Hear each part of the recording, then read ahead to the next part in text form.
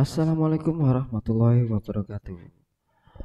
Mari anak-anak, sebelum kita belajar, mari kita membaca doa bersama-sama. Rabbi zidni ilman warzuqni fahma wajalni minas sholihin. Kali ini kita akan belajar dan membahas buku tema 2 sub tema 3 pembelajaran 1 untuk kelas 3 SD. Ayo membaca. Bacalah teks di bawah ini. Siti sangat senang dengan bunga melati. Siti membeli bibit bunga melati. Dia ingin menanamnya di dalam pot. Siti belum tahu cara menanam bunga melati. Siti pergi ke perpustakaan. Di sana dia menemukan buku yang dibutuhkan. Buku tentang cara menanam melati di dalam pot. Berikut petunjuk perawatan melati yang Siti baca. 1. Siapkan pecahan batu bata merah atau pecahan genteng disusun di dasar pot seperti ini. 2. Campurkan pasir, tanah, dan pupuk kandang masing-masing dengan bagian yang sama. Isikan pada sepertiga bagian pot. Letakkan di atas lapisan pecahan batu bata merah dan genteng seperti di gambar. Jadi tidak penuh ya, seperempat. Ketiga, masukkan bibit melati, sisakan media lama yang masih menempel, tujuannya agar tanaman dapat beradaptasi dengan media baru. Jadi tanah liat ini jangan dibuang. Keempat, tambahkan campuran pasir, tanah, dan pupuk kandang. Jangan diisi sampai penuh, sisakan 2 cm dari bibir pot untuk memudahkan penyiraman. Jadi ini diisi lagi tanah, dicampur pasir, dicampur pupuk kandang. Tapi tidak boleh penuh. Sisain 2 cm. 5. Pastikan tanaman dapat berdiri kokoh dan siram tanaman dengan air secukupnya. 7. Bersihkan bagian luar pot dari kotoran. Letakkan pot di tempat yang diinginkan. Ayo berlatih. Buat tanda centang di dalam kotak apabila kalimat-kalimat di bawah ini sesuai dengan petunjuk perawatan tanaman melati. 1. Batu patah merah dan pecahan genteng diletakkan dasar pot. Benar. 2. Pasir, tanah, dan pupuk kandang digunakan sebagai media tanam. Benar. 3. Pupuk kandang harus dicampur lebih banyak daripada tanah dan pasir. Salah. Keempat, campuran pasir, tanah, pupuk, dan kandang diisi ke dalam pot sampai penuh. Salah. Kelima, media lama dibiarkan tersisa pada akar bibit melati. Benar. Keenam, harus memastikan tanaman melati berdiri dengan kokoh. Benar. Siram tanaman melati dengan air sebanyak-banyaknya. Salah. 8. Sebelum diletakkan di tempat yang diinginkan, bagian luar pot harus dibersihkan. Benar. Ayo menulis. Siti ingin mengetahui cara merawat bunga mawar. Ia mendatangi penjual bunga untuk bertanya tentang cara perawatan bunga mawar. Jika kita ingin mengetahui perawatan suatu tanaman, kita harus bertanya kepada orang yang memahaminya. Tanaman apa yang ingin kamu ketahui perawatannya? Lakukan wawancara dengan orang yang memahami cara perawatannya. Tuliskan hasil wawancara yang telah kamu lakukan.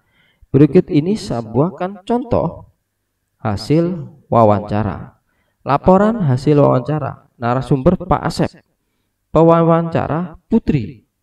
Cara merawat pepaya California.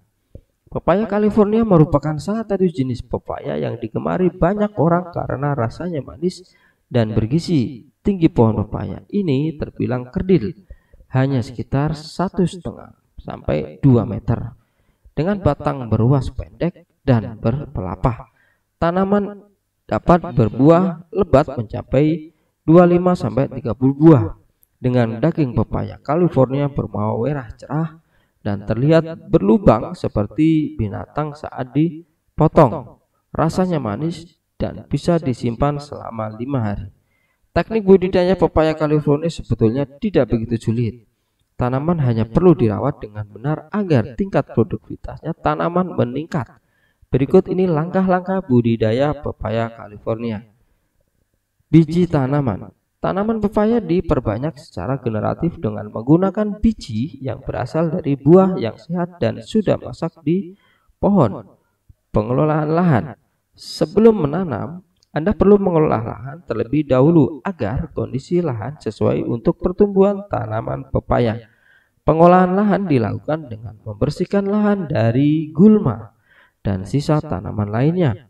Selain itu, drainase diperbaiki agar lahan tidak tergenang oleh air. Setelah itu, tanah dicangkul, kemudian diratakan tanah dan dicampur dengan abu bakaran kayu sawmill. Selanjutnya, buatlah lubang tanah dengan ukuran 60 x 60 x 50 cm. Tanah bagian atas dari lubang tanam diletakkan bagian sisi kanan, sedangkan bagian bawah diletakkan bagian sisi kiri tanaman. Diamkan lubang tersebut selama 1-2 minggu untuk mengurai kadar pH tanah dan kandungan air. Jika lebih dari satu tanaman yang akan Anda tanam, gunakan jarak antar lubang sebesar 2,5 x 2,5 meter atau 2,5 x 2,75 meter. Penanaman. Tanaman pepaya California dapat ditanam dengan 2 cara, yaitu menggunakan benih yang langsung ditanam di lahan dan menggunakan bibit. Benih dapat langsung ditanam di dalam lubang tanam yang sudah disiapkan sebanyak 2-3 biji per lubang tanam. Biji tanaman ditanam pada bedengan dengan ukuran 1-1,5 meter, tinggi 30-40 cm, dan jarak antara bedengan sekitar 1 meter. Jarak antara lubang tanam pada bedengan sekitar 2,5-2,7 meter. Jika Anda ingin menggunakan bibit, lakukan pemindahan bibit dari polybag setelah tanaman berumur 1-1,5 bulan ke lubang tanam yang sudah dipersiapkan sebelumnya. Satu lubang tanam dapat digunakan untuk menanam 2 bibit sebagai antisipasi jika suatu bibit mati. Penanaman sebaiknya dilakukan pada sore hari. Pemupukan tanaman perlu diberikan pupuk dasar berupa abu bekas bakaran kayu sebanyak 20 kg per lubang tanam yang diberikan saat proses pengelolaan tanah. Tanaman juga perlu diberi pupuk saluran berupa NPK 15 sebanyak 100 kg per hektar untuk satu musim tanam. Abu bekas bakaran kayu perlu diberikan 3 bulan sekali, masing-masing sebanyak 20 kg per tanaman. Pemeliharaan. Gulma akan tumbuh di sekitar tanaman perlu disiangi secara rutin dengan teknik manual menggunakan tangan. Jangan lupa melakukan pembumbuan ketika sedang menyiangi gulma, agar batang tanaman yang sudah semakin tinggi tidak mudah rebah. Panen. Pepaya California sudah bisa dipanen pertama kali berumur 8-9 bulan. Buah pepaya yang sudah matang akan memiliki semburat warna kuning kemerahan 25% pada kulit buah di bagian ujung. Ayo mengamati. Di sekolah Siti ditanam pohon sirih. Sirih adalah tanaman yang tumbuh merambat. Daunnya berbentuk jantung dan ujung daun runcing. Panjang daun sirih sekitar 5-8 cm dan lebar 2-5 cm. Jika daunnya diremas akan mengeluarkan bau khas. Siti dan teman-temannya akan mengukur panjang pohon sirih. Sebelum mengukur pohon sirih, Siti dan teman-teman belajar tentang garis bilangan. Yuk kita amati bersama garis bilangan di bawah ini.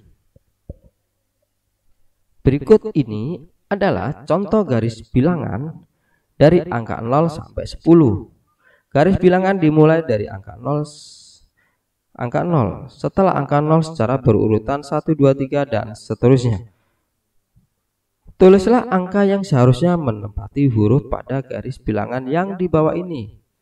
0, habisnya apa? 1, 2, 3, 4, 5, 6, 7, 8, 9, 10. Seperti ini. S1, L3, R5, I8, H10. Sekarang kita bantu Siti melakukan pengamatan pertumbuhan pohon sirih. Yuk, pohon sirih yang baru ditanam berada di posisi A pada angka 0.